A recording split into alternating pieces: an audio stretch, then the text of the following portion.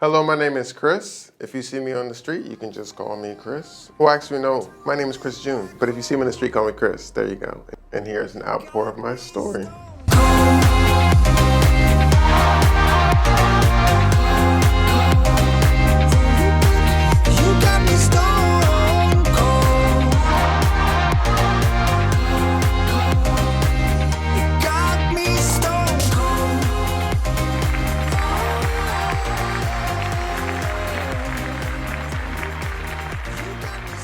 When I came out to my mom, it was a really dramatic experience. She had the whole crying and falling out on the floor and suggesting that I speak to my uncles, those of whom are pastors. So she wanted to kind of go that whole route.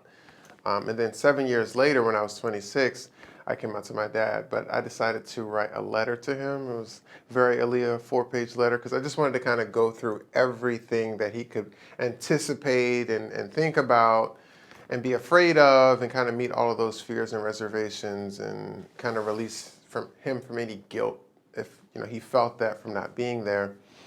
And he received it pretty well. It was like he called me and asked me, was this a joke? And I was like, why would I write a 4-page joke? And then after that, he was just like, well, I just want you to be safe. And I'll never forget what he told me. He's really funny, so he phrased it funny, but he said, I don't care if you're tutti frutti gay. I just can't respect a man walking around with his head down. So if you're going to be gay, be gay. I think it's great when your support system is right in line with who you are. And I think the formula can be different for some people. I know for me, it wasn't like an immediate release. I still felt a lot of pressure from other people's opinions and perceptions, and I think that was just a lot that I have digested over the years from high school and growing up in a predominantly Black area, and you just absorb so much of that anxiety. It takes years to kind of undo it, even if your parents come around. Even with them coming around, it's not like we can talk directly about my relationships and stuff, but at the end of the day, I'm grateful for the relationship that we have. Well, my first crush was in high school. It was this guy named Brandon in band class, and he used to play saxophone, and I thought that was like really sexy. And we didn't always play instruments in class. A lot of times we were just sitting in class, and they would play spades, and I didn't know how to play spades. So I saw that he would be playing, so my way of kind of getting in with him was to ask him if he could teach me how to play spades. And so he taught me how to play spades, and little did he know that was I was having a moment the whole entire time. And did you ever get with him? I don't think he was gay. He was just really cute. My journey to Atlanta was wild, but I guess in a nutshell, it was just, I was in school for physical therapy back in DC, and I was just kind of feeling like I was just going to go into this field, and I hadn't really explored the artistic side of myself, even though I can write, songwrite, sing, act, and been known to do a little modeling. But I never really explored that side. But a whole myriad of opportunities started to come to me all at the same time.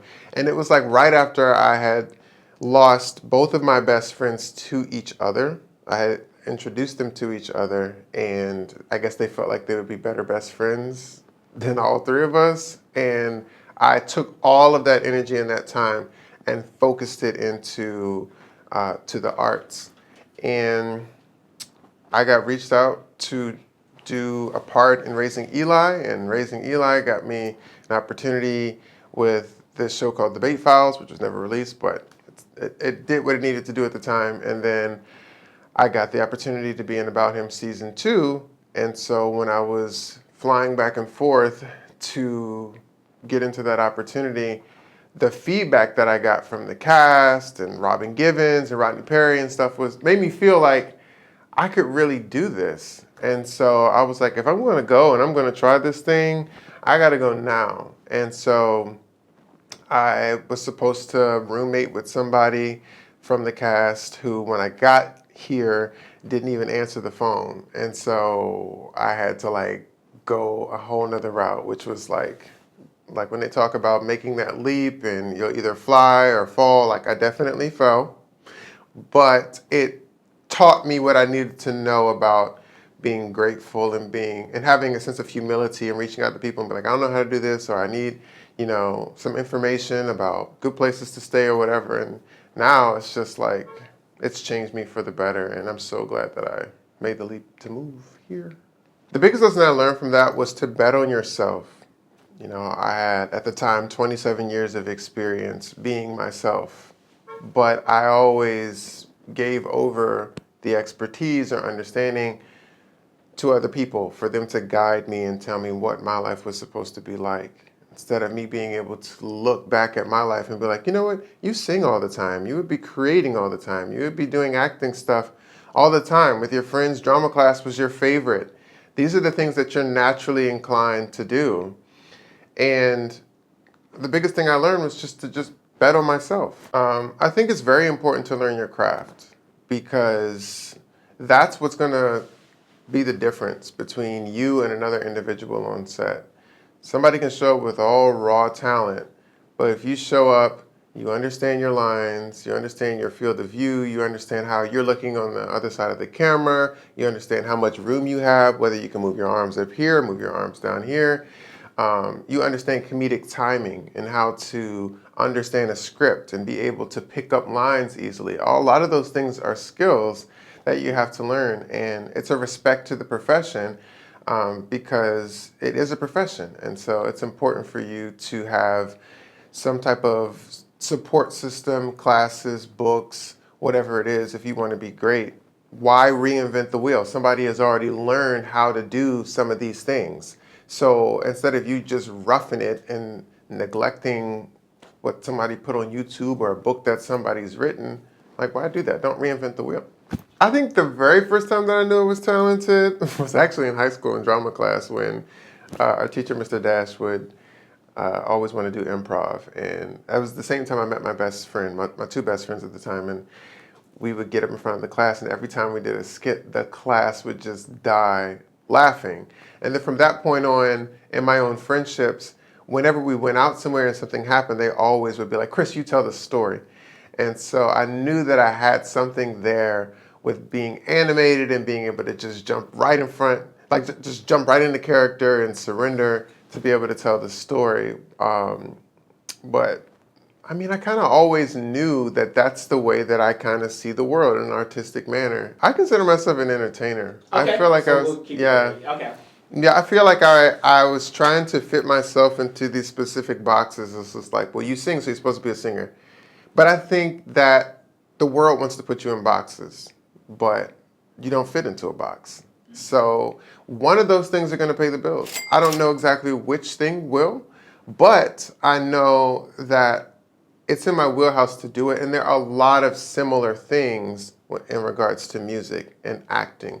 There's rhythm and timing and connection and being able to have a harmonic experience with the person in front of you. There's a rhythm to scripts, just like there's a rhythm to tracks. And being able to find that sweet spot is just to be able to express yourself in a different manner, but all coming from that same artistic space.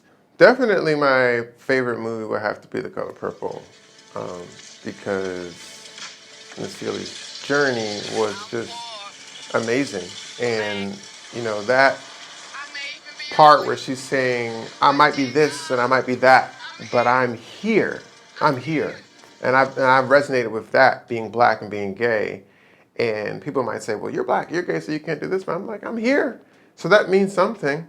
And everything that the world has put out there, whether it's media, books, music, the people in my family, in my community, I've all been influenced by those things.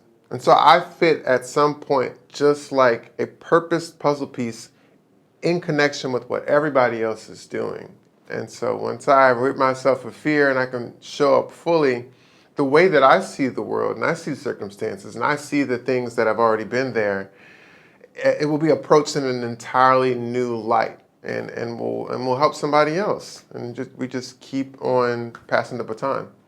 I don't really think I had a moment where it was like, I don't think this is going to work. And I think it's because I'm much older, so I had already worked a lot of different jobs and tried a lot of different types of things. And I just realized that this is what I'm supposed to do. It's getting past other people who feel like this is not for you or they don't see it for you because they have these cultural biases of what success looks like. But if I am determined, no matter what, to get it done, I will hop behind the camera. I'll write the script of the story that I believe hasn't been told yet. That's how confident I am in my ability to make it in this business. I believe that I have all faculties to be able to create a story or be in front of it, shape it. I could do the soundtrack. It's just a matter of me learning those skills and being able to like bring them to life. Well, right now I just got accepted into grad school this fall. I'm getting my master's in film and television. As I was saying earlier, I believe that if people aren't seeing you the right way, maybe it's time for you to create those opportunities so that you can hop in front of the camera and tell the story. Another thing I'm working on is for my single Ghosted, I will be doing my music video in a couple weeks for that. And so I'm really excited because I'm going to be adding some acting elements into that and really be telling stories. I've started my own production company called Resonance, and we just did our first pilot called Gratuity Not Included, which is a satire comedy about a unique group of servers. And so that'll be finished the end of this month and should be coming out before the end of the year. I was ghosted, and that's what provoked me to write that song. So all of the lyrics were real. They were exactly what happened. And what's ghosted? I'm sorry. Oh yeah. So ghosted is when you're talking to somebody, getting to know somebody, or maybe you have a close friend, and then all of a sudden they just drop all contact with you, and you just left to kind of figure out what happened or what was that, or it just kind of left in a spin. It's a very emotionally violent experience, and so that's what had happened to me at the time, and I didn't know what to do with the feelings or the emotions, so I just played a few different tracks, and eventually the song just started to come out. And it was interesting though, because everything is so relative. You think that it's such a bad thing, but one thing that the art world has taught me is that it's all in relation. If that thing had not happened the way that it did, I would not have a song. I would not be working on a music video now. So in comparison to where I am now and what I have, was it really a bad experience? I mean, it's just life, and I made it good. Have you ever ghosted someone? Yes, I think I've ghosted someone before, but if I had one piece of advice to tell my younger self, I would tell my younger self, please be yourself, because every environment that you ever walk in, you'll look back and realize you were never there. You never showed up. And so whatever opportunities were there were just a reflection of that feared version of yourself. And so anytime you're attacking something new or trying something that you've never tried before, to really be yourself, because that's how you maximize the opportunity. I'm Chris June. No, I'm not just Chris June. I'm an actor, I'm an entertainer, I'm a writer, I'm a singer, I'm a songwriter, and I'm finna blow up, okay? And that's my story. I'm sticking to it.